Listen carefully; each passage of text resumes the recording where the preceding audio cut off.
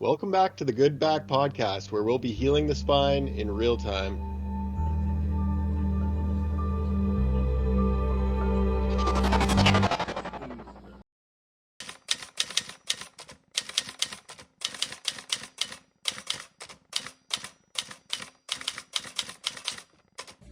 Hey, so I know it probably doesn't look good on camera, but the fact that I can walk around like this right now is pretty insane to me. This was not the case before. I'm putting pressure on my toes. Other than my weird body shape, if I don't look at it, I feel like I could just go walk. I do feel a little bit of the flare coming on, but my tolerance is going way up. Hey guys, so I have no idea if this is going to work, this treatment. I have to be honest about that, but I am gauging my recovery in millimeters. So about a couple weeks ago, I could not walk 10 feet. Now I can walk closer to 40 feet or 50 feet, and I'm stopping early so that I don't get into a flare. I'm not sure if anyone watched the recent Cybertruck towing the tractor trailer thing, but that's how I feel, and I'm not trying to push through the pain at this point. I'm just, as soon as I feel that resistance, I'm shutting her down and saving my battery. That being said, here I am in a bath, and this is how I am able to clean myself for the practitioners. So welcome to the world of being benched.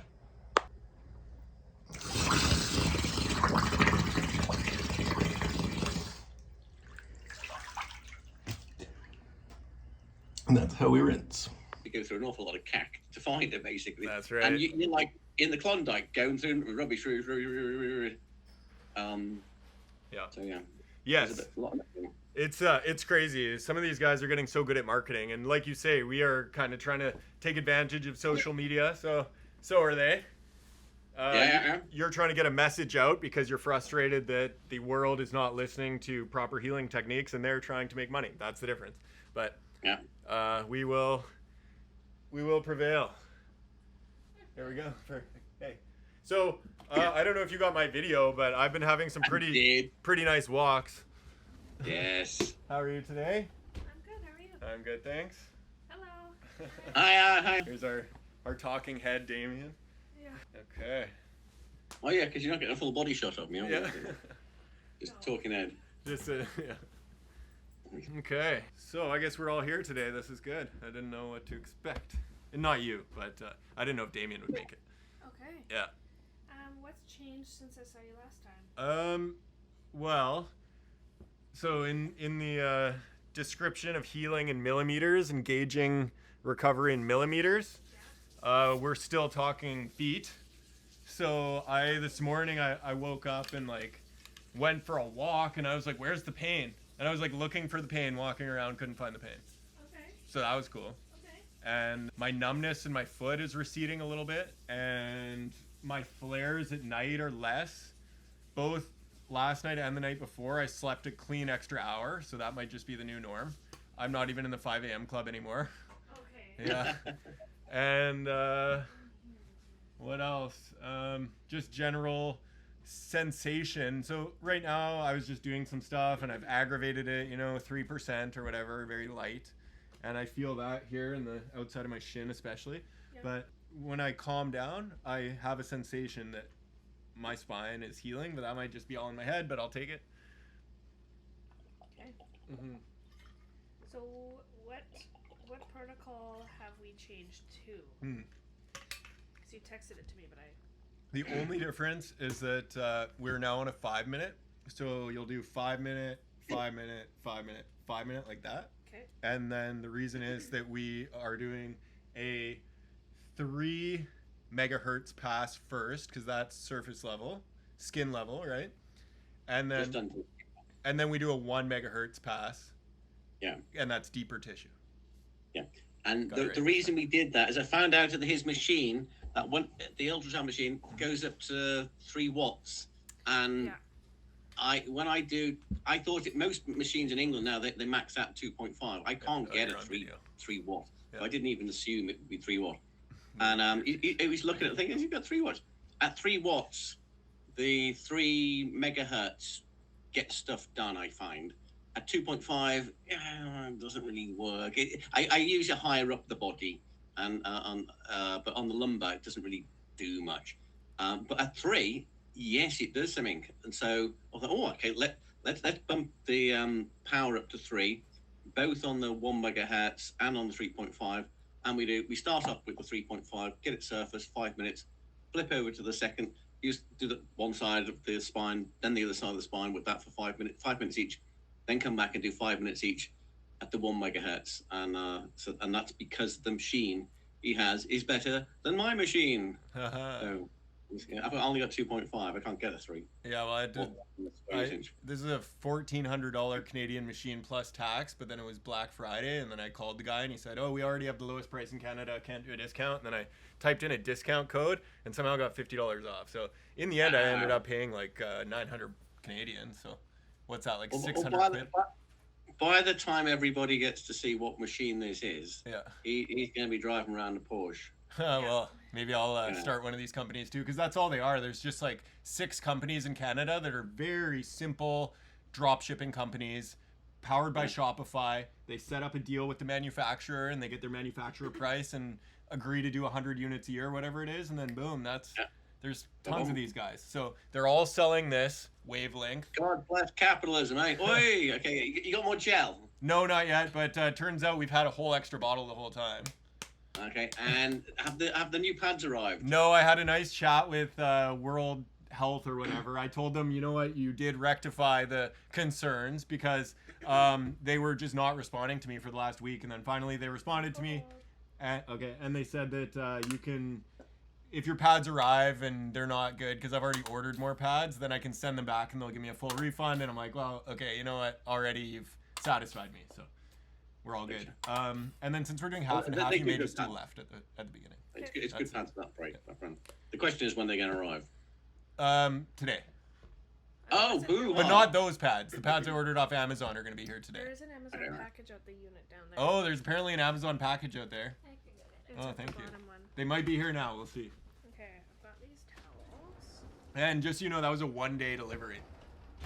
I ordered them yesterday. They arrived today. Yeah. And that spatula is there if you want to. I know it's not your chosen method, but I was thinking about getting like an icing spatula, like the long one. Oh, you know what? We're probably not plugged in right now. Maybe.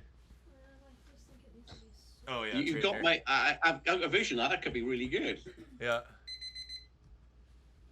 It's not so much the expense of the ultrasound gel once you got it. It's quite cheap, but it's like if you put it on thicker than you kind of need it, which is no major problem. It's just like getting it out afterwards takes a bit longer. Right. And if we can, it just saves a bit of gel, really. It really is like icing a cake. Yeah. So maybe an icing spatula. Okay, I'm open for icing spatulas. Well, as we'll start to see, I love little bits of tech, so. Okay, so we're doing Okay, yes. These are not for you. Oh no, not the right package. Okay. We tried. So we're going to 3. So yeah, we're always 3 now. Okay. And we're starting on 3 megahertz. So that's 3. The power's 3, and the megahertz. We're starting with megahertz of 3. Yeah, 3 watts per centimeter squared and 3 megahertz. Yeah.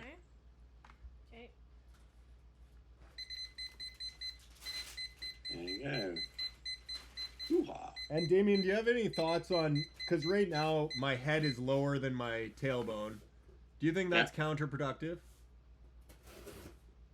Not excessively. Okay. If it's uncomfortable for you, it is. If it's not, then it's fine. No, it's not uncomfortable. One of the things about the whole, and why not use a Californian hippie drone turn of "Hey man, relax." One of the things about the conscious control over that you have over this, it's quite it's almost bugger all basically, and a lot of people beat themselves up, like they've got tense muscles, and hence it's because they're tense and it's their fault. The nerve signals are to the spinal muscles from a damaged spine are autonomic.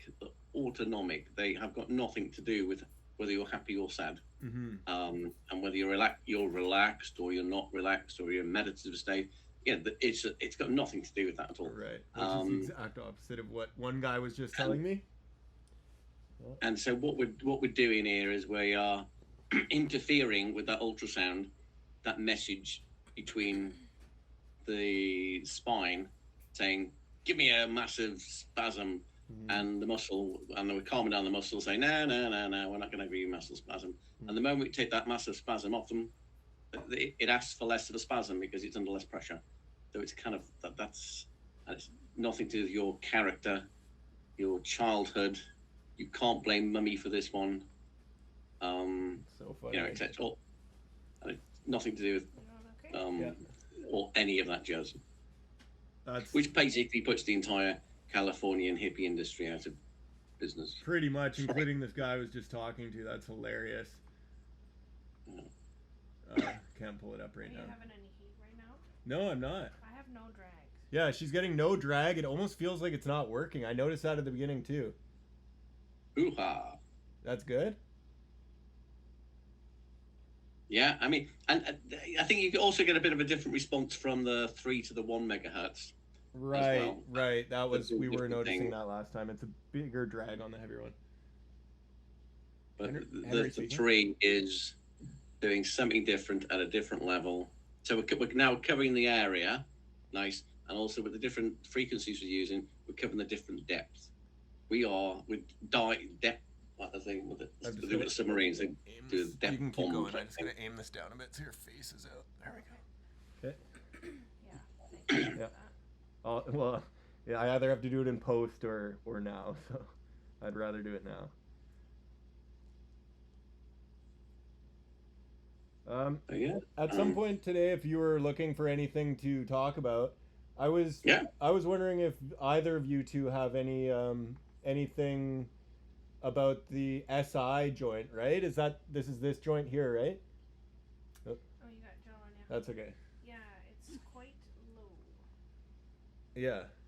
Now the SI is the S is the sacrum. It's a massive, wonderful kind of fused bone that the whole body sits on, and the I is the iliac, that kind of your hips, and where those two join, and you think you pretty much got it right, then that's your SI joint. Yeah, and the thing is, different parts of the bodies that seem to have fashions, and it's almost like clothes industries, and now and again there's a fashion for. I think a couple of years ago, the fashionable muscle was the psoas. Yeah. Oh, if you didn't engage your psoas, well, it's your fault you haven't engaged your psoas. Come to our gym and we'll get you to engage it. And at the moment, piriformis is having a bit of his day in the sun. A few years prior to that, the SI joint was the root cause of all evil. It's I don't know. They've all got a role to play. But one of the things is when you've got, and you can analyze it to the end. I mean, if you take, for instance, a smelly drain outside your house, if you wanted to analyze every single bacteria that was in that drain and its ecosystem and why it was smelling and what, you could be PhDs from here till kingdom. Come looking at it. It'll be a massive, rich ecosystem. So, what do you do about that? Work it all out. Get an antibiotic for every single version of every single bacteria that goes on. Get enzymes to interfere with all the bits and pieces. I mean, it's all intellectually wonderful fun, and maybe all sorts of nice things could come from that. But if you've got a smelly drain, what you do is you drain the you just drain the drain basically, and and in a similar manner, at all you need to know at the level is the vertebrae being jammed together with a big jolt that's more stronger than you're ready for, and its normal mechanism of asking for a spasm is now counterproductive because the jam's too hard, like it's a motorized jam. You're not the caveman with the back It's probably stronger than this falling onto some soft grass at a certain, running speed or whatever. You are as athletic as you are, ultimately you've got urbanite principles in you. You do a lot of sitting down, Yeah. and you've got a motorized modern injury that's a lot stronger, and the normal mechanism. That's one way of looking at it. Okay. And that those nerve signals will go out not just to the paraspinals. They go further, right down at the glutes, a little bit, quite reasonably mount out to the side. Further, the knock of the base will ricochet up the spine. So instead of isolating one joint, we cover the whole back with ultrasound gel, and we get all the muscles there, everything that's screaming and it's all tight to relax. And we get the EMS, and we cover lots of the EMS, the whole back with EMS and outside and quite low down, and we pump it all out and clear it up, and then you get better. So it is without doubt interesting and fascinating to find out, having worked out how to fix it and then fixed it. It's a lovely intellectual academic pursuit to work out the nth degree of what that solution is, but that's the way round you do it. You don't sit there and wait till the academics have worked out the nth degree before you go and fix the spine. Yeah, I'm glad I asked. That's a good conversation to have had. And one thing that I was telling someone earlier, they said, well, where does he start? What's Damien's approach? How does he figure out like where to begin with it all? And I said I actually asked him something similar, and though this was not your response, what I pictured is you send a plane over the whole back, the paratroopers jump out and land wherever they need to land, and then they go about solving all the problems from there. That's a nice metaphor. Yeah, Yeah. It's and after one of the things that I've heard. I'm quite sharp with the academics. My phrases I use are ivory tower idiots, academic grant monkeys, and such stuff. And it's like, and I berate the character terribly. So I say a shy person will look at your shoes, and an academic is so pathetic they look at their shoes. I mean, a lot of them stay in university to do research because they're too frightened of the outside world. And if people are relying on this type of person to make breakthroughs in discoveries, they're not the right personality types to do it. These are like the clerks who can come do a wonderful job afterwards of having got this job done with which needs basically mavericks. It needs people with some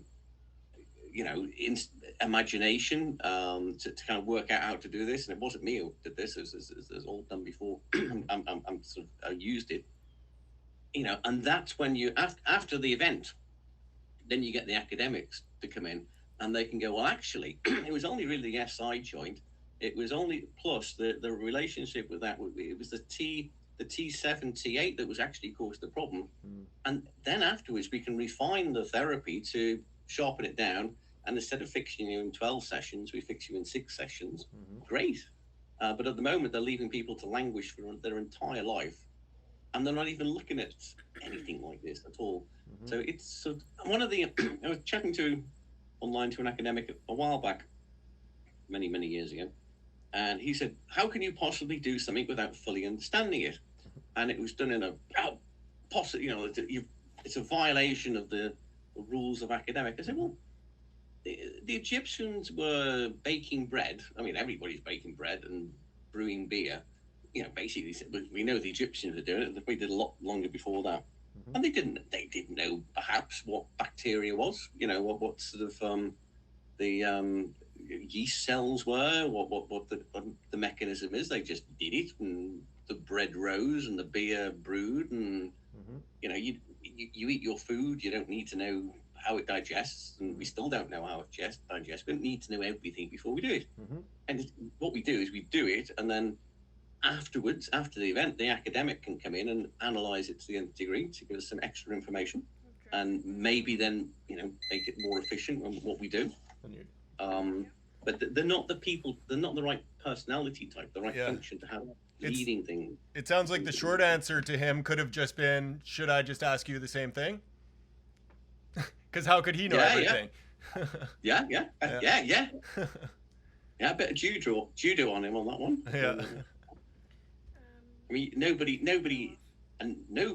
now knows how their car works before they get in the car. So there's that sort of thing going on. Yeah. So one of the other now things. We're going to 1 megahertz. Go ahead, Damien. One of the other things is the little video today of you walking around. The Damien in me was jumping up and down. Oh, good. Good. But I forgot to turn it on. The kind of, from what I've spoken to big drag patients who've been treated by Paul Sherwood, I think down inside he was jumping up and down, but his response was always the same and quite.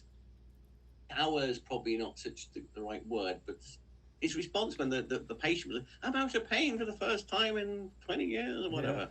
His response was always, but of course it's perfectly logical. It's nothing to be. It's not a miracle, It's just a simple muscle spasm, swashing of the vertebrae. Take the pressure off this, and it's all fine. It's as simple as crossing the road almost. And he was very much in terms of. I'm sure inside he was very happy that they were out of pain, and it comes across. Right. But he seemed to be quite. It seemed to be for him to be quite important that it didn't get put in the bracket of wonder. Right. And amazement and miracle, and it got put in the bracket of putting cleaning the drains and put the petrol in the car. Then it'll start working. It's not a miracle, that level. He had this thing. He wanted it to be that prosaic. I think is that the right thesauric adjective to use? Every day, it's an everyday thing. So it's not actually a miracle. The body does most of the work here. You just calm it down, it sorts itself out properly. I actually felt a slightly deep pain on one of those passes, like deeper than I'm used to. A sensation quite deep in there. Around here? Yeah, it was just slightly to the left. It was almost like my organ or something. But no, it's not feeling it anymore. Yeah. The gel's a little bit sticky, but I'm trying to move it and get it.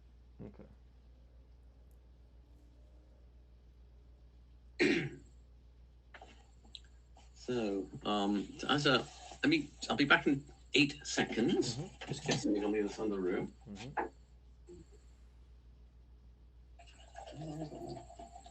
heat coming through? Yeah, it's definitely the 1 megahertz is much warmer for sure. Now this is where the art form of this comes in terms of, are you, as a therapist and a patient, if you're splitting, and we are at the moment, between 3 and 1 megahertz, if you're sitting there as a patient going, this one's getting the job done, that the 3 megahertz was like, then it might be an idea to move back to 1 megahertz all told. Having said that, you walk around this morning after the last one, so what would we gain from this? Ultimately, by adding a little bit of this craft in, the difference probably would be only nothing more than getting the back fixed in 11 sessions rather than 12. So I don't think it's going to be fundamental between being fixed and not being fixed. But it's nice as a patient and a therapist to get engaged and kind of, read the spine and add some craft to following the sinews at tight and wait till do a few passes until they calm down. And so are you basically saying, are you feeling this 1 megahertz more therapeutic than the 3, or are you just feeling different? Just more power, really. Okay. I didn't have any drags really, except for one. With the 3. Yeah. Mm-hmm. I've had like 4 or 5 drags here. Yeah, the drags are incredibly more significant with the one. And All right, okay. they all start around, I want to say, the last 2 ribs. Mm-hmm. And that's my pinch point. So like, of course, my normal pain is actually the reason I brought up the SI joint is because my normal pain is really it's centralized on this area right here, Okay. which I had thought maybe is the SI joint or something. But yeah, the next problem is sometimes I'll go to reach for something, or even for a while there, a few weeks ago, I would breathe in deep enough and I would have a pinch point up in my thoracic. And I think that's partly what Stuart was looking at. And then the osteopath also identified that as the major problem that needs resetting. And now the kinesiologist here is saying that we have the most drag emanating from that region as well. So a lot of evidence about that area where she is right now. Also, like your breath, Mm-hmm. you get the QL flutters there Right. at that level as well. Okay. And did you show him the difference between the first video and the second, the 2 that I highlighted? No, but it did send me some videos the other day, and she Okay. was using them to demonstrate how much the spasming and fluttering has calmed down. Wow, okay. Yeah, oh, my bad. Oh, I said wow. I shouldn't say wow. I should do Paul Sherwood and Right. say, of course, Nonchalant. nonchalant, Yeah. or every day, Yeah. which it is. He is right. He is right. Yeah, and so I guess the big one for us will be if we can see the kyphosis or whatever we're calling it flip again. That would be awesome. And if there's ever a moment where we are looking for something to talk about, I was thinking that because Anna has such a good eye for my muscles and my back, and she spent some time on it, maybe just a minute or two of her just describing what she's seen muscle wise and which ones aren't firing, that kind of thing. Carrie? Yeah. Oh yeah, love to. Yeah. Over to you. Totally. Well, I mean, we've just kind of been following the protocol for now, but some things that I have noticed are when I get him to lay on his front and have his head facing the right, Okay. kind of the shape of his spine during the breath process is a little bit more limited than when his face is either straight down in the massage table or to the left. And we've taken a few videos to kind of demonstrate what the breath looks like.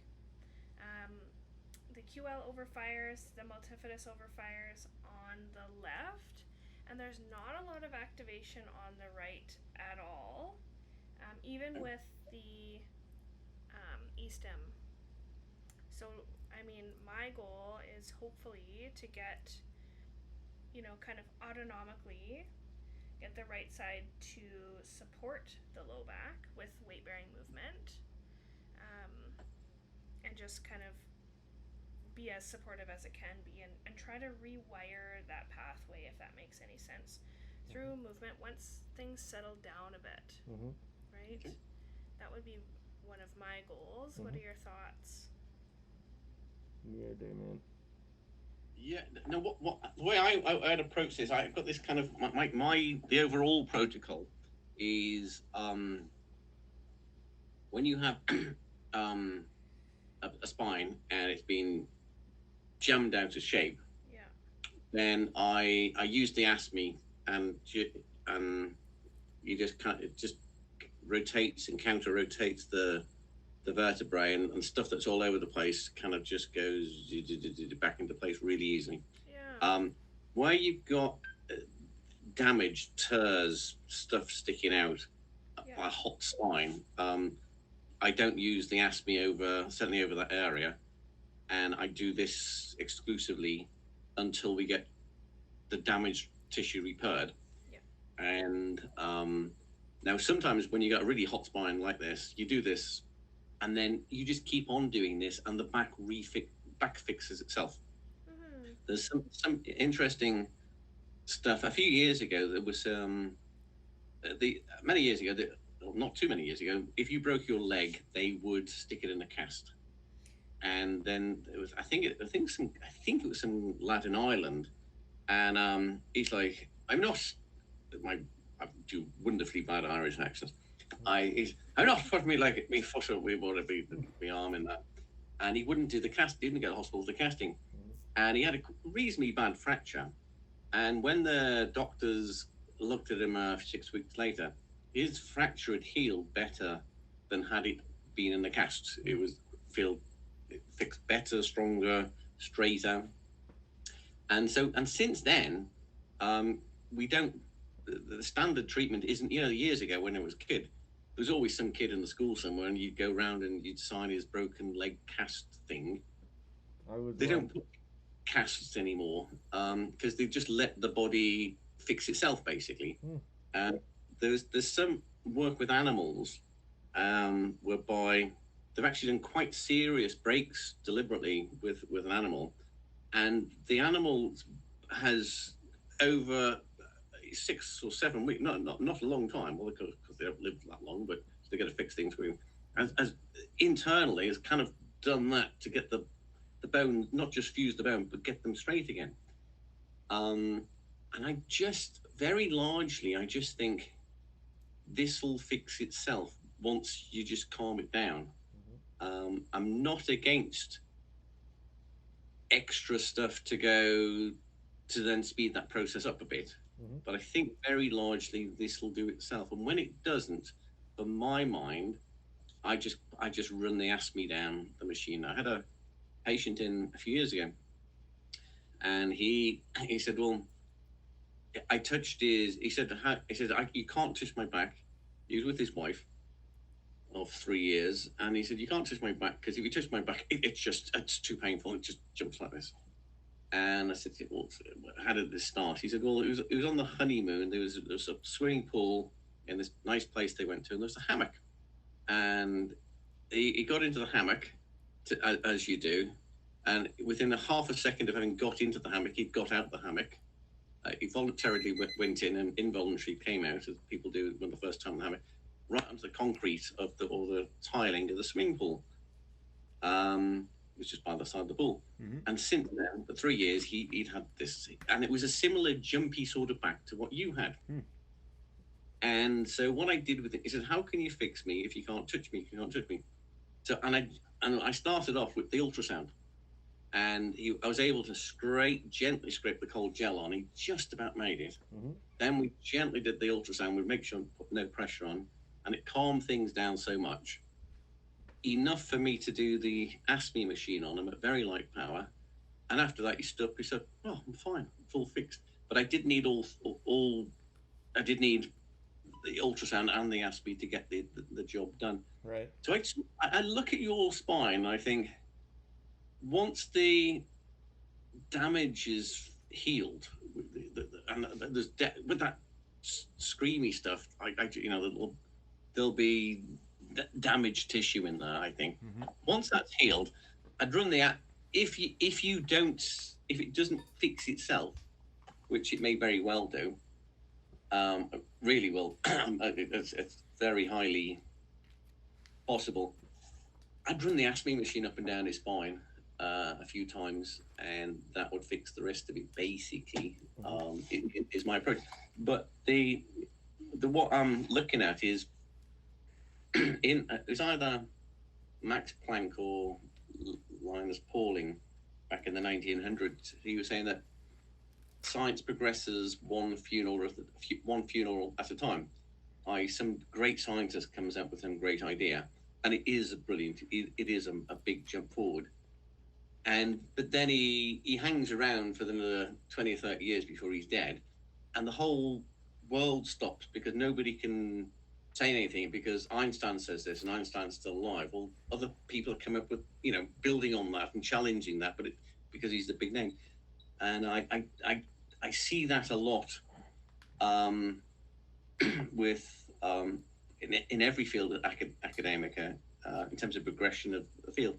I'm very keen on not doing the same thing myself, whereby this works, and so this is the only way that works. So if once we get, I think we're certainly very much on the this is a hot spine. The more if you do stuff this spine right now, of pretty much any standard modality or non-standard modality, it's going to agitate it and make it worse. Right. What we're doing now is we're calm it down, making it back. And the question is, option one, if it fixes itself anyway. Option two, it then needs a little bit of assistance to fix the last bit of it. The aspirin will do it, but I don't want to put a full stop. That I want to say only the aspirin will do it. At the moment, it's the top candidate, but it's if there's other modalities out there, I own, and I do like modalities that are available to people around the world. I have visions that, I mean, this therapy here, I've had you could take a scene whereby somebody on the 44th floor in a block of flats in Jakarta, and that there's a father or a mother and laid out in agony. You could train an 8-year-old child to run the ultrasound machine up and down the spine and put the things in 6 weeks time. The breadwinner could be back on her feet, his or her feet, and the family could survive. Otherwise it could be a disaster.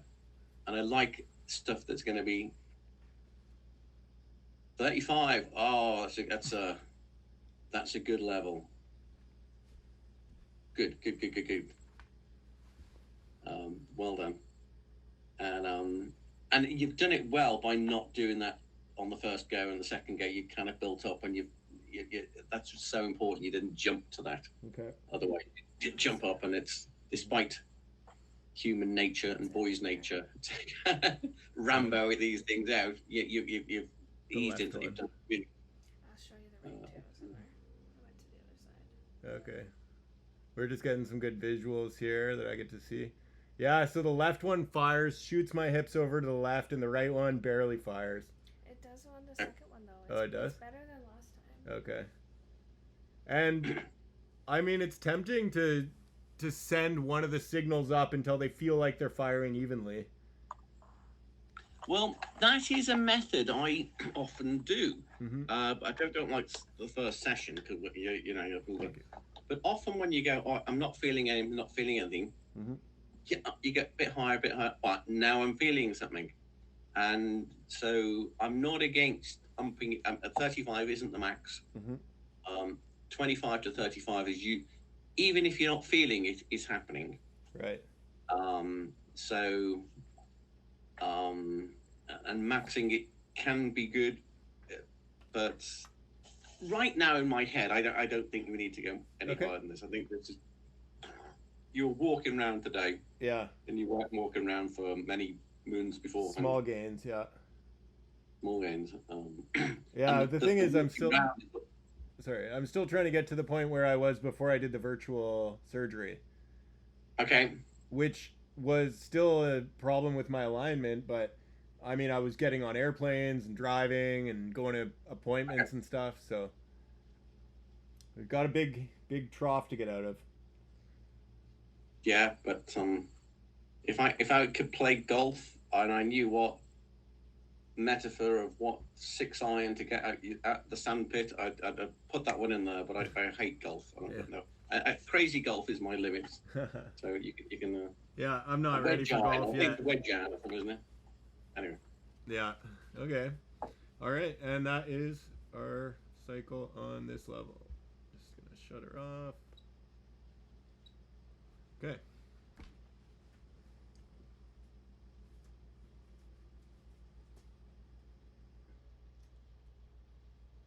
I'm definitely excited to get those extra pads. You know what? They do make a difference. Yeah, speed too. Basically, you end up like an entire corsets around the sort of like the pelvic area and the whole lot, and you go, oh, that is better than a thinner layer. But right. We've done amazing stuff with just what we've got, and we'll go on to the next bit shortly. Absolutely.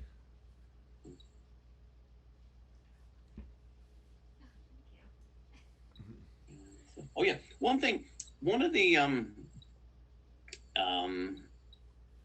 Paul Sherwood's book, he talks about he says you put your pads on the. Let me see if I can see a picture of it. show you on the screen.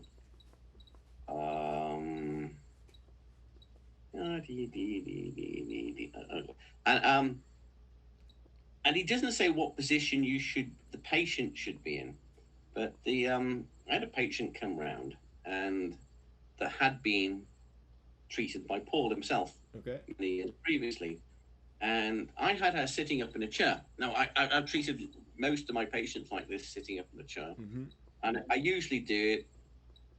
Take the main pain out and then do the aspirin and they're done. And she had a really nasty sciatica and was too sore to do the aspirin, so we just did this and this. And afterwards, she was like, it's not really getting the job. It's not what Paul did. And she said, well, he got you to lie down and then lie on a cushion on your back, and then the cushion kind of raised up the low back, and we changed position, and it was like brilliant work. Yeah. And I think it's a better position generally. So if you can get in that position, I put you in that position. If you can't, we put you in. I would like to get in that position. Yeah, I try and sleep in that position, and I think that's partly why I have some relief. Because I wake up and I'm a little bit flared up, but then once I get up and I move just that little bit in the morning, usually once the light's up a little bit, then that's what I was experiencing this morning, was that complete relief. So once we do the next cycle, I'll flip to my back. Now, one of the things about that practically with the Globus is that if you have a pad, and as you kind of look so to get the pads on your back, you kind of like got to be sitting up or somehow vertical. Yeah. And somebody puts the pad, and then you got to lie down. Now, as you lie down, if you accidentally pull one of the things out, right, you'll have a wire sticking on your skin, and this will be off, right? Yeah. So all the currents, instead of going over this surface area, goes. So what you do is you try and guide. The therapist tries and guides the patient back, and that's why having good pads is useful, that don't fall off too easy. Okay. They can fall off as you kind of move, and that you move your body around to go. And so I always start off by going on the mode to 1 milliamp on each one. Okay. And I'm saying, you okay? Can you feel anything stingy? Right. And a good answer is no. And then you go to 2. Can you feel anything stingy? 3 across all 4 things. That makes sense. And if it's 3 and they can't feel anything stingy, that means one of them hasn't fallen out. But usually about 1 or 2, they ow. Okay. But not as strong as that. But you'd rather have that at 1 milliamp or 2 milliamp. And you get them back up and you go, oh, whatever, but this wire's pulled out. As you pull down, it's pulled out. And the last thing you want somebody to do with the bad back is jump too much, you see. Right. As well as being painful, it's also not good for therapy. So once you're up to like 3 milliamps, then that means it would hurt, you'd spot it. Then you can start ramping it up.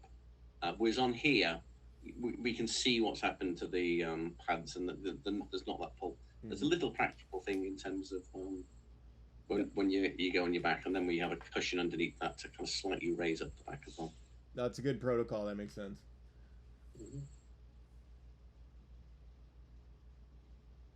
Yeah, getting pretty good pump here at 35 milliamps. And I did get a message back from PowerDot finally. Okay. And they've passed me along to their media team because they're interested in our project. I've also been considering pausing the cycle because I do a 20-minute anyways and I just watch, right? So I could just pause the cycle, then she could move the pads. Then I don't have to go all the way back through and reprogram, right? Okay, I see. What he means there for people viewing is you can press the middle button and hold it and it'll stop. Or you can press it a little bit and it'll pause. Yeah. Why I go back to 0 and I switch it off rather than do the pause stuff is because I generally like to start at the base of the spine. And generally speaking, you get to higher powers on the base of the spine than you do further up. So if you doing 10 milliamps on the neck, for example, as an extreme example, is usually strong enough. Right. Whereas on the base, 25 to 30. And in the middle, sometimes you still 25 to 30. Sometimes you just take it down a bit. So what I don't want is you've been comfortable at 35 right in the base. You go up to the lumbar region, because often the spasms go right down to the glutes, and you really need a good pump, 25, 35. Let's say 35. as you go further up the spine into lumbar region, that's you're into the area where the actual disc has got herniations and stuff, Mm-hmm. and you want to still pump the muscles, but you don't want to crush the discs Mm-hmm. and cause the herniation to go out. Mm-hmm. So you sometimes when you do a lot more powerful on the glutes and just up a bit, but by the time you get to the L4, L5 territory, a little bit higher, you might want it down a bit at 15 even. So I like to start off at 0, and every one you build up on, and that's why I do it. But then when you get to know your patients, and an individual patient is like, yeah, go on, and you got your patient notes saying this person was 40, 40, 40, 40. Right. Pause. It makes the therapy a little bit quicker. Okay. Yeah, that all makes perfect sense. Especially while I have electricity running into my muscles, it makes perfect sense. So, from Therabody, who bought PowerDot. Hello, Henry. I hope this email finds you well. I sincerely apologize for the delay in getting your answers and all that stuff. I'll skip this section. This is not the sponsorship one. Is the next one, but here's their frequency readout. The frequency of the PowerDot can generate power outputs up to 135 volts or 13.5 milliamps under 10k ohm resistance, small load, and up to 65 volts or 130 milliamps under 500 ohm resistance, heavy load, while using pulses as wide as 430 microseconds at stimulation frequencies of up to 120 hertz. At the moment, our PowerDot offers the 10 preset programs. These are designed to speed up muscle recovery, improve performance, and massage away tensions from stress. Again, thank you for contacting us. Yeah, so and that they market it as a post recovery thingamajig, don't they? Really, as a thing, and it basically ultimately the Globus have lots of medical devices that they do medically. Yes. This one particularly is basically done as a sport. It's a enhancer type thing, and so they've got the recovery mode, but they've got this particular mode we're using is sculpting. Mm-hmm. You know, it's designed to kind of build up your muscle with a 5-second squeeze type stuff. Just so happens to be amazing, exactly what we need for a bad back. Any electronics engineers will just look at that and go, well, I'll just switch the timer circuit to that'd be it's not a difficult thing for them to do. Right. If they want to. I did have the Therabody device hooked up, and I was using it on the 10 setting, cranked up to about 15 milliamps, which I used to think was big. And then I would just manually run it all the way up, do the squeeze, and then run it all the way down and let go. Okay. Go Can I ahead. ask, are you still using the PowerDot? I have not touched it since I got the Globus. That is a good answer. Yeah. It is important. It is really important not to over therapy with this technique. Yeah, of course. Yeah. Or a similar technique, Mm-hmm. Because then it drives inflammation into the area. Yeah. And so more isn't better. So No. yeah, just wanted to double confirm on that one. The only interesting thing about that device is that it is wireless. Which actually, well, the thing is, I have as convenient as that might be, so it doesn't sting, or maybe it doesn't sting as much. I have heard of people, especially teenagers, when they have those AirPods in, that they get really weird headaches. Mm-hmm. Because the kids' skulls are thinner than the adults. Yeah. And then I'm hearing stories via secondhand that there's brain tumors and all sorts of stuff going on that, where the heck did this come from? And the AirPods are coming up as being a bit of a suspicious item.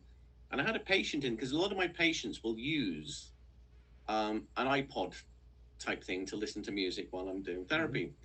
And I don't like the wireless ones because I'm standing right next to them while they have their right. So Yeah. So and I was chatting with one of the patients about this, and she said, "Oh, that's really interesting. My daughter, she's starting to get these really weird headaches ever since we got those AirPods, and that's it. They're gone. Yeah. And so now she comes in with the wired one. She doesn't get the headaches. Huh. So I'm generally not a fan of wireless. We don't use wireless in the house. Okay. So Understood. I think some people love it, but there you go. I'm not a Yeah. particular fan of it. Meanwhile, I've heard that iPhones are like everyone's got their theories, and they say iPhones are heavier on EMF, and here it is under my face.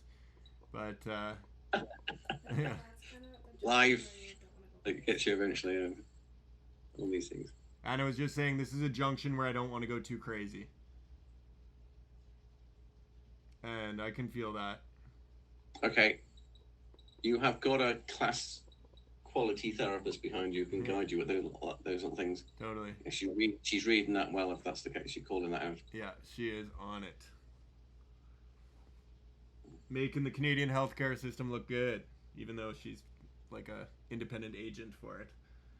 I do some work for the outpatient clinic, but I avoid it like the plague. Yeah. So I'm just doing 24 on this one. 25 on the sculpting. Or on the pulsing. There's no Rambo awards here. It's and different days, it's different things. Right. I mean, I've had a patient once who, 2 sessions, we went up to 120 milliamps. And one of the things, he was a big fella, but I think one of the reasons we got that far is because there was so much gunk in his lower back that it needed 120 to pump it out. Having pumped it out, the electricity flowed easier next time. We were at 70, 75, 80, and it was like, okay, that's enough. So there's the resistance was less, so they just going to just squeeze the muscles tighter. Yeah. And it wasn't interfering with that muscle, the message to the muscles to squeeze. So yeah, again, there's another reason why I don't have it set at the same in an automatic way to reproduce the therapy we did last time. Every time you start again from scratch, you mosey on up, and yeah, that makes a lot of sense. Sort of like you do it that way around. Yeah. So let me see. Now this is almost a stage in the therapy whereby I start talking about what you're going to do for Christmas. It's a slow. It takes a while for this therapy. So, as a therapist, if you do this, you need conversation pieces about life, the universe, and everything, and little stories you tell people and stuff. Because you already know, we'll often cover in the therapy because this takes a while. The Stuart McGill spinal hygiene, and how to pick things up and move and that kind of stuff. Yeah. When we cover this, the theory behind this, and by the time we've done 2 or 3 therapies, the patient themselves is as good an expert at these fields as better than most orthopedic surgeons. Yeah. And then we've covered the ground, and then we're on to football. Yeah. What your topic is, and I think we've got lots, and I keep having conversations with people all over the world who are in back pain, or they're back pain healers because they've been in back pain, all that kind of stuff. There's conversations about getting funneled these days where you end up looking at something and it looks free, and read my free video, and there's a gift for you at the end, and then you watch the video, and then it's like, okay, now click here, and then click here, and next thing you know, they're asking you for $6,000. So I've experienced that with a number of people, and maybe later in the process, assuming we see some healing here, it may be prudent to expose some of these people, or at least their game. Well, they'll only move over to the second-hand car market. I don't know. Right. Just to let everybody know, the specs are out. Essentially, it's in this book written many years ago by this guy who passed away, top doctor, Dr. Paul Sherwood. I've got the specs on the Good Back website. Henry we've been chatting about it here. This is copyright free, so it's an idea, and it's something I've been telling lots of people is, tell them about this, and they go, oh, it's an ultrasound machine, I need a therapist. Well, go to a local therapist and ask them to treat you with this protocol, and you don't pay me any commission for it, right? Like And you just this. So it is upfront. This is if you're going to set a business up, it's almost, in my head, it's almost like the level of a nail bar or a barber shop. The old Roman saunas where there was a room where they got a bit of a massage and whatever. It's like it's at that level they should be able to fix backs. Well, people nowadays are addicted to fentanyl and rotting opioids chucked down them and stuff. So yeah, it's all about this being the standard treatment around the world for everybody. You know, you don't have to pay me a commission. Or it's the we will see, right? I mean, everybody's got to eat, so there is a balance to be maintained. Now you've said something really interesting. The question is, in terms back in one of my other fields of interest is the financial system, and the financial system we have was ultimately based and ultimately invented back in the days of before machines, really, when there was the line from the New Testament from St. Paul, if thou shalt not work, neither shalt thou eat. It sort of matched the reality. If you didn't do enough work to plow the field, there wouldn't be enough food at the end of the day for you to eat and you'll starve. And then money was a virtual version of that representation of the work you did. And so it had a real connection with reality. But then, you know, even since the invention of steam engine and machine power, even before computers turned up, we took basically the entire male working force and stuck them on the front line in the First World War, for example, filled the factories with a few women, and not, they're pushing the machines, and everything was on chains and pulleys, and if it was really big, a crane would pick it up and do it. They would be running the crane, and most of the output went to the war, and still there was enough to go around of what was non-war material. Fair point. The idea that we need to be working all day, every day, to produce maximum amount of stuff in order to survive physically was out of date 100 years ago. And now it's almost like it's as if nobody really needs to do very much work at all. Yeah. And the idea of full employment is, I mean, the only real way to get full employment is to get rid of all the machines. And if you're going to keep all the machines, then you need an entirely new financial system. And one of the and the way I look at it is, if you have some alien planet who are super advanced with aliens on it, and they've automated everything, they've got two things that are happening. One, they've either got a massive unemployment problem because anything they can do, a machine or one of their little floaty little robots can do for them better and for free, and they've got a massive economic problem, or they have a different financial system from what we use that's not based on what you produce, but what can be produced by machines. And you get your money, as it were, you get your ability to access that production. And the technique we've already got in England, in the West, is dividends, whereby people get basically free money. Now, the classic answer to that one in recent times is, if you give people free money, and there was something nearly happened in Alberta back in the 1920s with this, they call it the Alberta experiment. Alberta, coming up in the UK news. And what they were trying to do is basically give they said that there's something called a social credit party, and that was set up primarily to give everybody in Alberta a dividend, centrally, and then so you wouldn't have to you could basically drop down to 4 days week work if you needed to. So people didn't kind of work because there was lots of the central Canadian banks basically kiboshed the idea. But that it was basically, they had the right thinking that, and one of the classic answers to that is it's a bad idea. Is if you give money to people who didn't earn it, it'll ruin them, and they'll just drink themselves to death. Right. And well, two responses to that. One, well, if they do, that's their problem, not mine. B is that what happens to all the rich people who have dividends? They get to work, they get some bits and pieces, and they get some dividend income from whether their own dividend income or inherited shares from previous generations.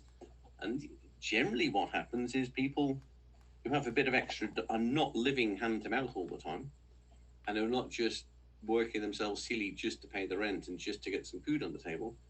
When they pass that thing, they don't spend their time drinking themselves to death. They do far more creative things and useful things and Help their family and stuff, probably. with their family and stuff. Yeah. And I think we should be having a lot more of that. And we could do if we had a different financial system. So I actually went away and I kind of, based on the social credits Alberta experiment in the 1920s in Canada, I invented a new financial system called NEPS, which is Net Export Financial Simulation. And what that is basically it's the idea that, based on the idea of, and the way I explain it is, take the classic 1980s, 1990s Germany, and how their economy was working really fine for them. And how they did it is the Germans would make, say, for instance, 4 cars, and they would get paid, the workers would get paid for those 4 cars. So they had enough money in their bank accounts altogether to buy the cars they produced. And what the Germans then did is they exported most of those cars. So they only had 2 cars left in Germany to sell, as it were. But the people in Germany had got paid for 4 cars. So they almost had more money than the cars. Okay. And so they could afford, as a whole, they could afford to buy all the cars that were in Germany and still have some money left, which was a nice, happy financial situation. If they didn't have the export, they'd make 4 cars. They'd be have the money from those, having made those 4 cars, and as a whole, they couldn't buy those 4 cars because the 4 cars also needed things like profit on top of it. So they couldn't afford to buy the cars they made. But by the time they kick a few of the cars out the country, they had enough money internally to buy the cars and have cash left. And that was the situation in Germany. In Germany, people could buy nice cars and they had money in the bank. Other countries who didn't live, because they exported, did lots and lots, most of the German stuff, just they made it, they exported, they made it. And if you do a simulation of that system, whereby you work as you produce your stuff in a country, and you sell it, or you abroad, or you sell it here domestically. But then there's an extra bit of cash comes in, so you can buy all the produce that you have and still have some money left. You'll then have the situation that they had in Germany, where everybody's quite happily off. They've got cash in the bank and a car in the yard, and it's just it's a modern financial system for an automated world where we don't need people to work all day, all long. I mean, you take a medieval scribe, and the fella says to him, is the abbot says to him, "I want 2 copies of the Bible," and he said, "Well, it's going to take me twice as long, or it's going to take me 2 monks to write it out to get it's going to be twice the work to do twice the project." Oh yeah, I know that one. Nowadays, if you go to a printing company and you say, "I want 300 copies of that or 500 copies of that," the only difference in the work is them typing in 300 or 500 into the computer, the photocopy. They're going to print them all, right? And they're not going to go down to the labour market and hire an extra 10 workers because you've asked for 300 copies of a book rather than 30 copies of a book. I got to pause you for 1 sec, Damien. I'm ranting on. Yeah, well, I can ask more specific questions in a second. It just has to go now to her next appointment. And so today will be our first time experimenting with me putting the pads on myself at the top layer. Okay. Because Chrissy's also in an appointment right now. Right, okay. Yeah. That's going to be interesting. So And I think that the technology you're using, which is a webcam, is a really good one. Yeah, I think we're gonna get this. You can be in confident. a mirror. It's difficult, so we're gonna have to. I'm gonna try and help you from over here. Okay.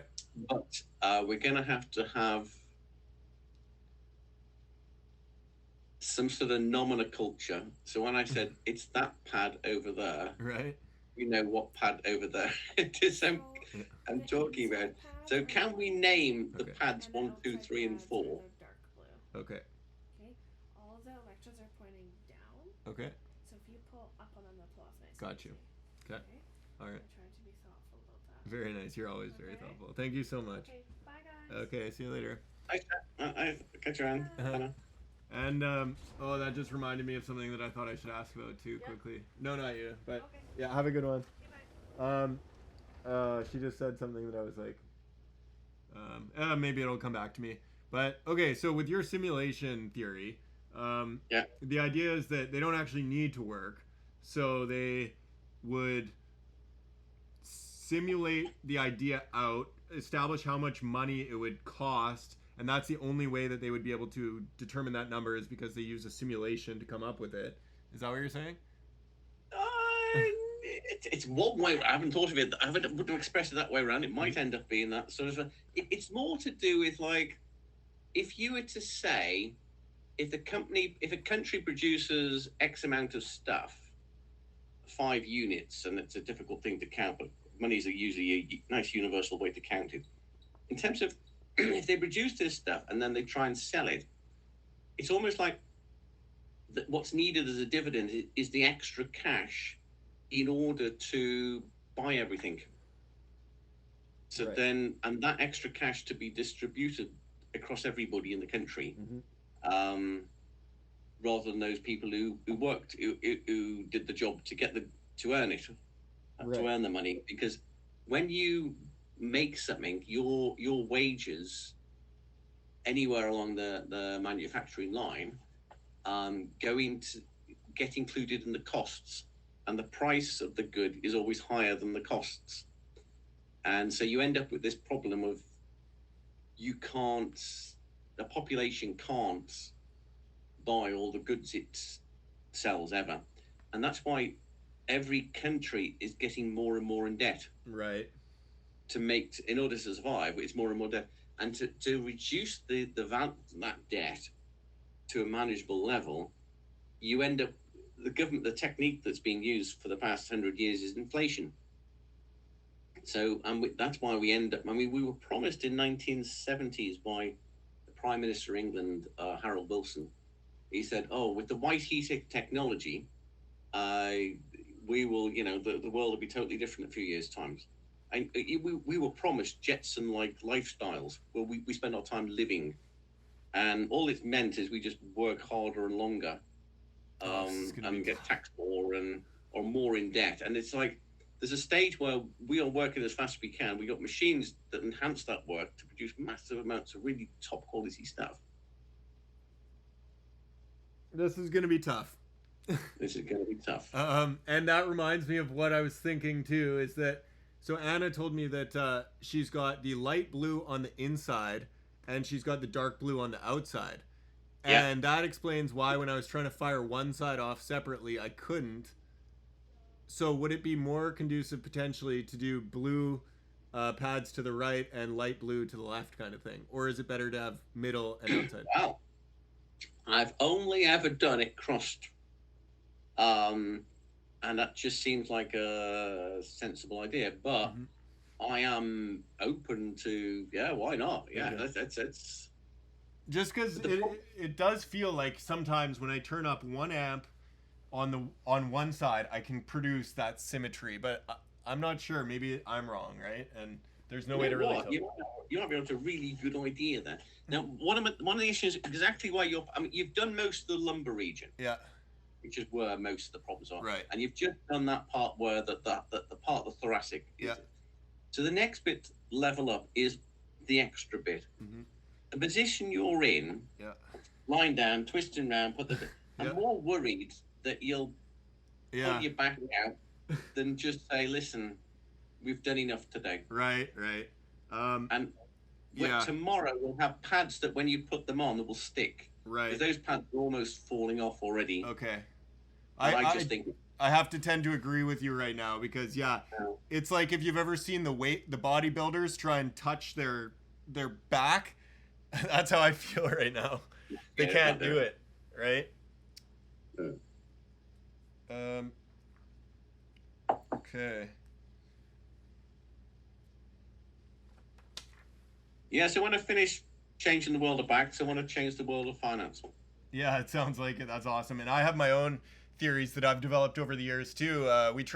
We spent a lot of time traveling the world. We've driven across Canada 5 times, which is the same distance. We were going to university on the East Coast. So it's the same distance from here to the East Coast of Canada as it is from here to Costa Rica. Yeah. And so we've done from here to the East Coast 5 times, and we've done from here to Panama and back once. And that took 2 years. You'll be pleased to know I was in a meeting in London, and one of the they had some American guy down there, and I'm a bit of an Americanophile. Okay. And it's a popular thing to rib our American cousins. Yeah. And there was some stat produced at the beginning. There was a meeting in Westminster, and there was some stat produced a few weeks before that saying that only 5% of Americans have passports. Okay. And there was a sort of like drone of, the Americans are just not so cosmopolitan. They stay in their home little town. And I said, I stood up and said, I can't abide this. This is the way until it was, I think it was just about stopped actually, but just up to that time, I was saying that the average on his driving license can go to the North Pole, down the South Pole. I'm just going to take this. It's the Canadian healthcare system, and we will see what they have to say. If it's private, I just won't put it in the video. Gotcha. Henry speaking. Hello. Hi. Hi, is this Henry? It is. Could you please give me your care card? The number I have it says is not valid. What is your care card number? I'm just in the middle of a treatment right now. I would have to go find it. Pardon? I'm in the middle of a treatment right now, so I would have to call you back or find I it. can't hear you. What did you say? Oh, I'm in the middle of a treatment right now, so I would need to find it. I can't really move right now to get it. Why don't you phone me back, please, with your care card number? Okay, and is this in regards to the Rapid Access Clinic for the spinal health care? No, it's just a matter of that I checked the care card number and it's not valid. Okay, yeah, maybe it was inserted incorrectly. Okay, thank you so much. I need that, please. Understood. Could you please call me with the correct number, please? I will do. Thank you very much. Okay, bye. So that's the first call I've received from them in probably 3 weeks or a month, and the last call was in regards to them submitting my rapid access form to get a surgical consultation. Okay, that's rapid. Yeah, very rapid, isn't it? Yeah. If I'm ever drowning, I'll know where to go. Yeah, exactly. 3 weeks. For 3 weeks, realized the healthcare number was inserted incorrectly. Yeah. Yeah. So I stood up in the meeting. I defended you North American continentals, and I said you can go from pole to pole and coast to Pacific to the Atlantic, and all on our driving license. And most British people only have a passport so they can go have a wine pickup booze run to Calais to Dover, and go and get drunk in Torremolinos and puke up once a year. So Americans don't need a passport. Yeah. Most of the time. Well, so I defended you guys. I feel that, and I have similar thoughts as well because we're out here. There's the ocean, and most of my activities are right there. So when I find all these restrictions or problems with traveling, it's pretty easy for me just to go into the ocean here. And then when we look at you guys in the UK, I mean, my partner here all the time, we'll have friends that are in Europe doing some sort of work or some sort of life experience, and she'll tell me, oh my God, this person travels all the time. And I'm like, yeah, because flights are $100 or less, and it would take me the same, like I could drive through BC, and where you are, I would cover 4 or 5 countries. Yeah, so I mean, there is that, and you do need. I mean, the EU passport works to go amongst each one, but in terms of crossing borders, there, you guys have them all around you. You're surrounded. We're surrounded by ocean and desolation. Lucky you in some ways. It is, and we love it all. And with the opportunity to travel the world, it's the balance we all need, because we get cold here and there's all sorts of other problems. But that being said, I did check my visa points yesterday, and I have enough points to fly my partner and I to the UK round trip. Wow. So that would be brilliant, and we can right.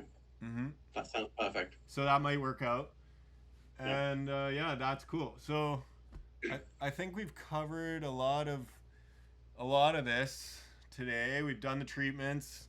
I feel good.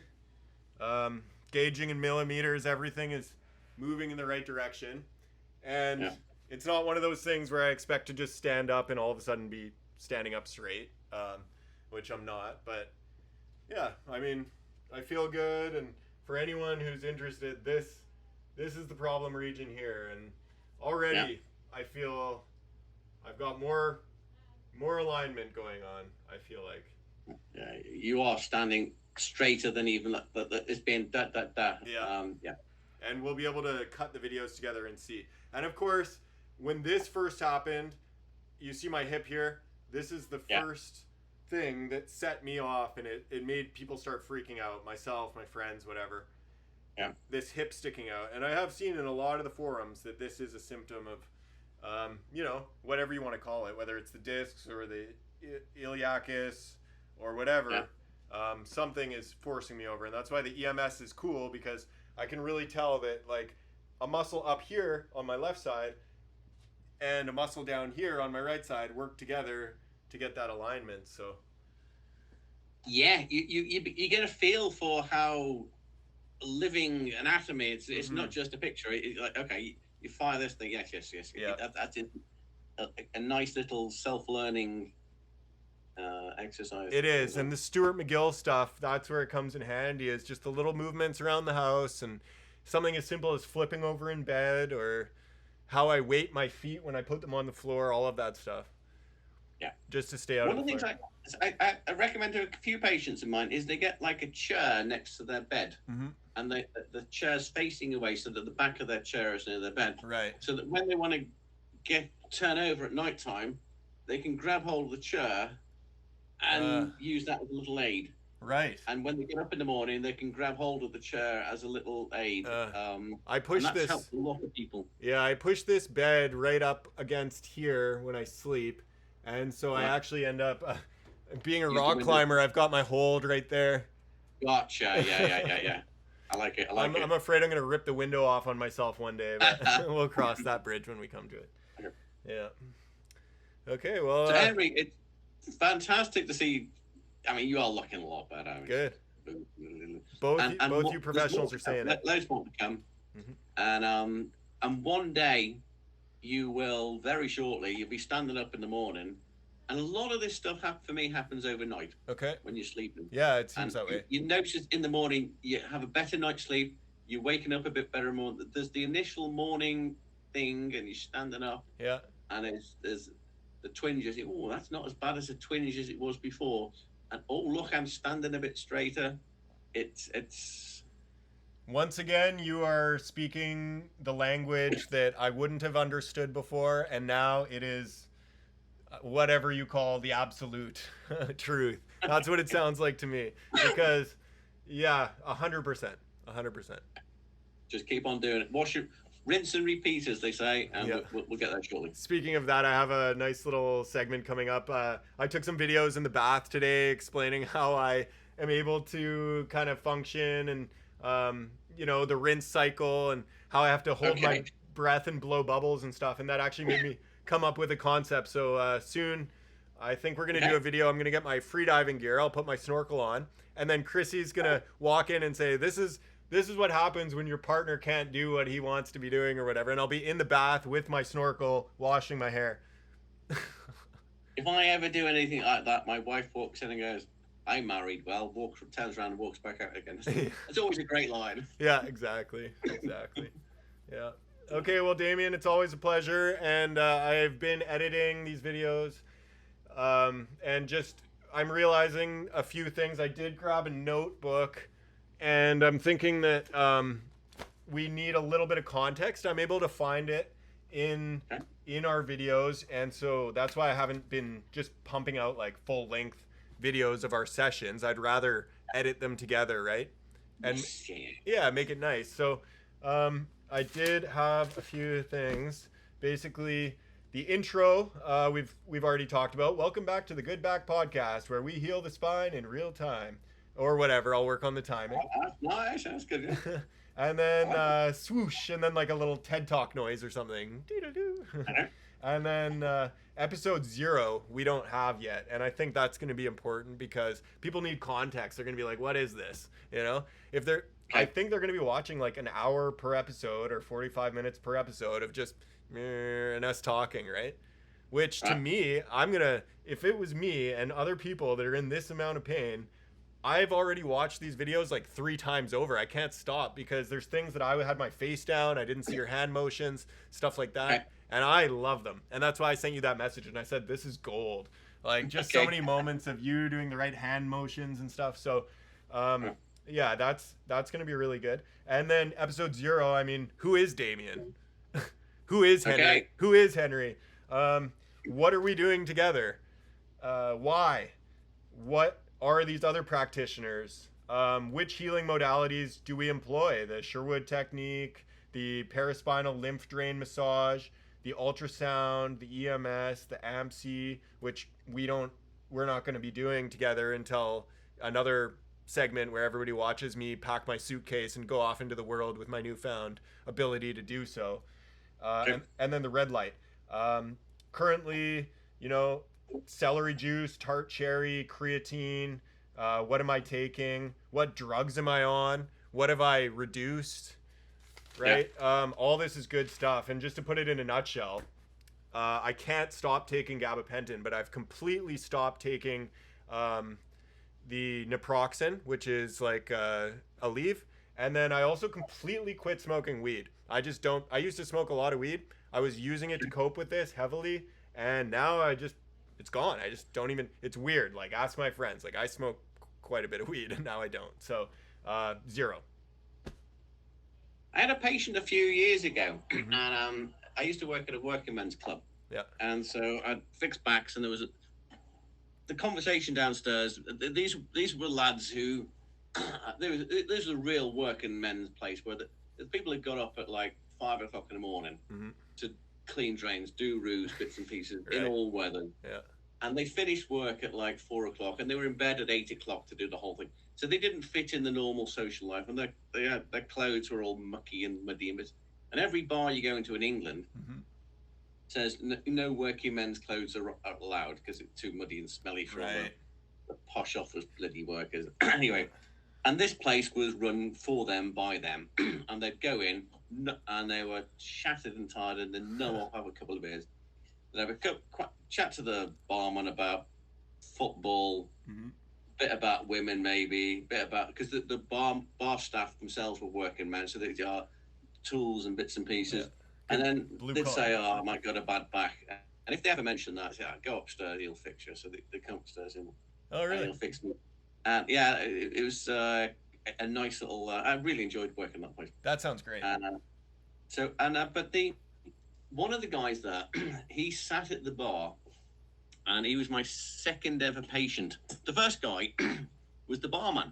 Okay. Well, actually, the first what happened is the guy who ran the bar was a wonderful Irish guy who died a couple of months ago, and his funeral was only a couple of weeks ago. Okay. Really nice guy, was chatting to him through a mutual friend one day in a pub, and he said, I said, Damien, he says, sounds like nice what you're doing. He says, I tell you what, we got a room upstairs in the working club. He says, if you can fix me knees, I'll give you room for free. So I fixed his knees. I'll talk about fixing knees a little later. Well, actually, Anna's going to need to hear that. Okay. Yeah. Yeah. Let's do that very shortly then. Okay. So I fixed his knees, and he gave me the room. So then he was like the patient zero as well. They got the room, and the guy who ran the bar. He was the fellow who ran the club sent the barman up, and he'd had this frozen shoulder for 110 years as far as he's concerned, and his whole life he couldn't sleep. So they were going to inject it in bits and pieces. So what he did, we got him down. I said, well, I'll treat you. It's the neck. It's never the shoulder. It's always the neck. Yeah. So I fixed his neck for 5 minutes. He stood up. He goes, oh, flipping heck, he says, oh, I've had years of this pain. And I've done the problem with my frozen shoulder patients is when they see me 5 years later down the road, they go, oh, like the side road, it's still up. I'm like, I'm the fellow that everybody does Nazi salutes to. Like, put the other arm up as well. Right. Terrible visual. Yeah. But the next patient came in. He used to sit at the bar, really fantastic fellow. And he sat at the bar and he drank every night because he had so much back pain. And he sat at the bar all like cracking his back. Drinking a beer. I wanted to. Cracking his back. Yeah. Came upstairs and I fixed his back. And now he doesn't drink at all. Yeah. So when you're saying that you're not having the weed anymore, one of my I'm from Liverpool, which is rough. It's a port city. It's poor. Yeah. Irish immigrants from a million years ago. Okay. The potato famine. a lot of my family are from that time. My family got on a slightly different boat, or went down a slightly different road and got on a boat. Yeah. Right. Okay. Yeah. Yeah. And so we I used to know some mates in school who they were always in trouble, always getting up in fights, always in detention in school. But my goodness, they put the top comics of the TV on. They were nothing compared to these people. Their wit was sharp. It was razor, constant, wonderful people. Yeah. Total live wires. And then they got into the weed as they kind of got to 17. Yeah. And they turned into zombies. All they could talk about, hey man, the weed, man. Yeah, it happened to me. It's just like, if they're sitting on the bus, you just can't be bothered to sit next to him anymore. He's gone. Yeah. That live wire who had stories like what he got up to last night with his mate. And I know people when they have a couple of beers, they get like that at the end of the evening for an hour. Yeah. But the next day they'll be back again. Yeah. They were permanently gone. I was like, God, it's like. So I'm not a fan of weed because with a few beers you wake up in the morning, you're fine again. With weed you're like, some people say one, some people say the other, because I find no hangover. But you're right. You're right. It depends on the individual, I think, and absolutely, it's an antisocial thing. And I've been that zombie because I've been overrun by my own thoughts, and it's possible that those same thought processes add to the situation. Although I know you just said it's not because you're anything family history or anything like that. Yeah. But it's nice. You drink a beer because you want to and you enjoy it. Yeah. Rather than because you do your weed. You're healing. Yeah. Rather than because then it's too heavy. It's not a medicine necessarily. Yeah. It's not a bit of. I agree. Yeah. And actually, just while we're on the subject, I may as well say, because I think a lot of people will see this that I've been talking to. A number of people have actually already become aware of this, what we're up to, and. So I've been bedridden, and one of the things that I've been able to do to reach out is access cool people that I see on Instagram doing things that I like to do. Fishing, rock climbing, free diving, scuba diving, whatever. And I've met people all over the world, and mostly, though, it's this island. Vancouver Island is full of some incredible legends whose parents got out of the urban setting early, and they just wanted to be woodsmen and fishermen and all this stuff. So the kids, for their whole lives, have just been immersed in this absolutely rugged existence. And I am not that hardcore as a lot of these people. So reaching out and meeting them, I'm in absolute awe of what they're up to. And I have plans with a number of them who have had to expose the fact that I'm a benched athlete right now, and that I plan to come back. And I'm watching them surf these amazing waves. And one of my buddies the other day posted pictures of some sort of sea creature that I have no idea what it is. They're all over this beautiful wall, and it's one of the most stunning things that you've never seen. Because like who knows what it is? I'll just see if I can pull it up. But we want to see this. He's been doing this stuff a long time too. And okay, where is it here? Okay, check these things out.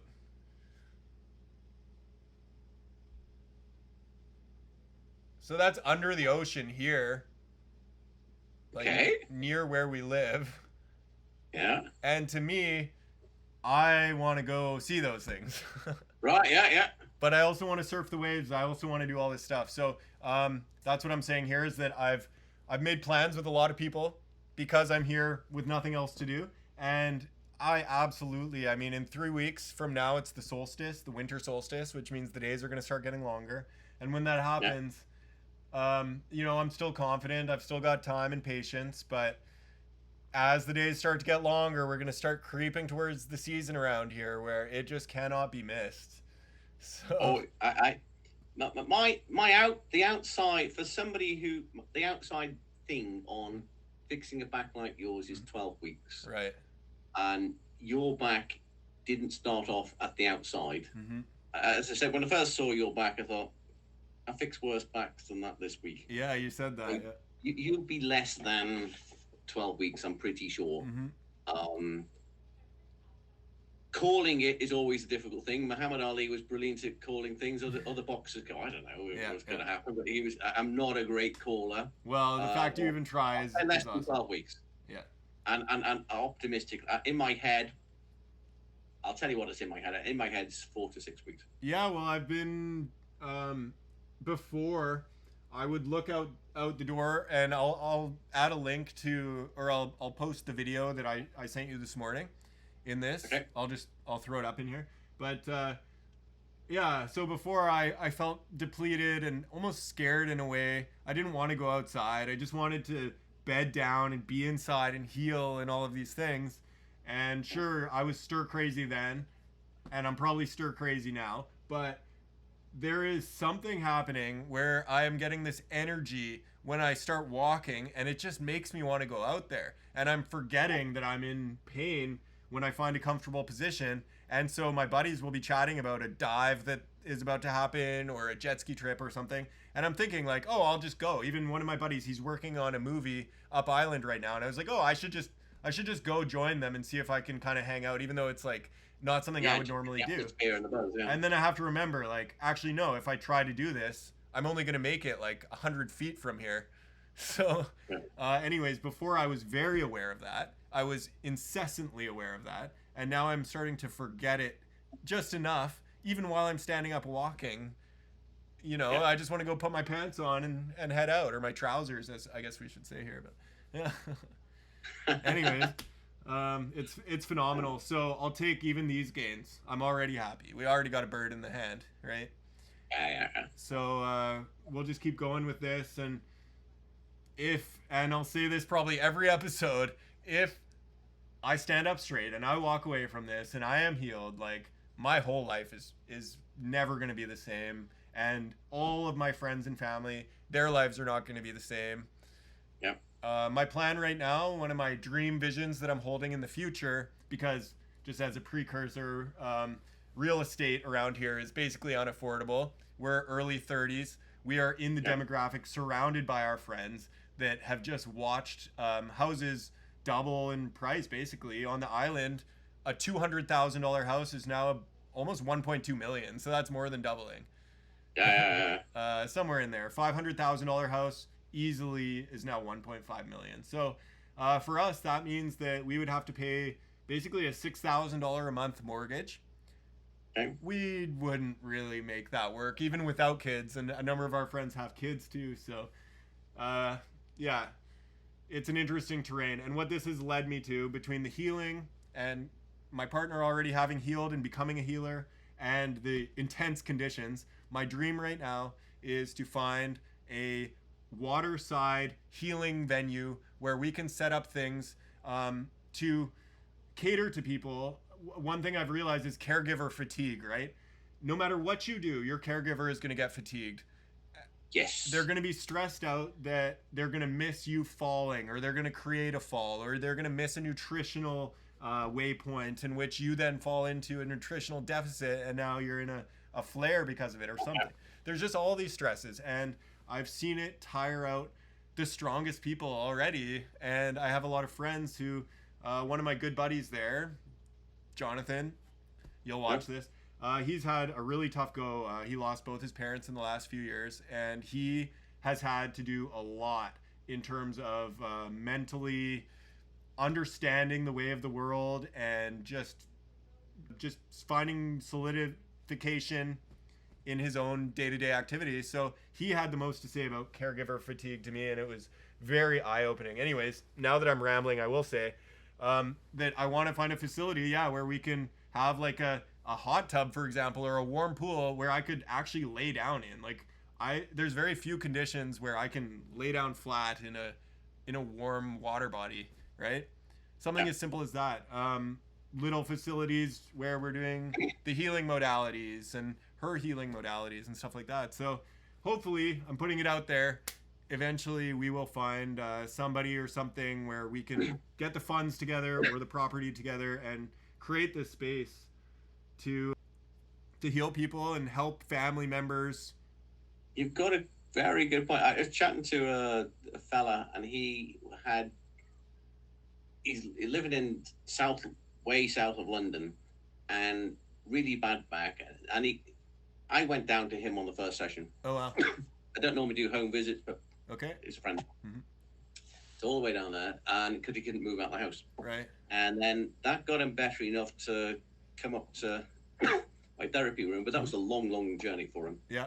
And it ended up that he actually went out. It was easier for him to fly out to India to go to stay in an Ayurvedic hostel type place, and get treated with gentle massages. And one of the things they used was they said they gave him was a tablet with had like little bits of gold in. They said that it helped it's very electrically conductive, and they seem to think that would help his back. He spent months out there, and he's now 90% cured. Right. But it was cheaper for him to go and live there in an ashram type. Yes. I don't know what the name of these places are. Right. Than it was to get an Airbnb next to where I am for a few weeks. So because you're getting this thing on site. When you're that bad, you can't move. No. You can't move. But if you could move to one place, perhaps in some sort of ambulance, and they get you in gently, you couldn't do that. You'd have to stay. It'd have to be a residential place until you're better. Mm-hmm. So there's no facility for. In my head, I've got visions of people get these machines and people come around to the house and fix them, or they have family members treat them, because it's that level. Right. But there's also a space for residential. There's yoga retreats. Yeah. There's I don't know. There's choir retreats, violin retreats. There's retreats out there to and stick some of this gear in there, and then little entertainment to keep you going. So there's definitely a space for that sort of.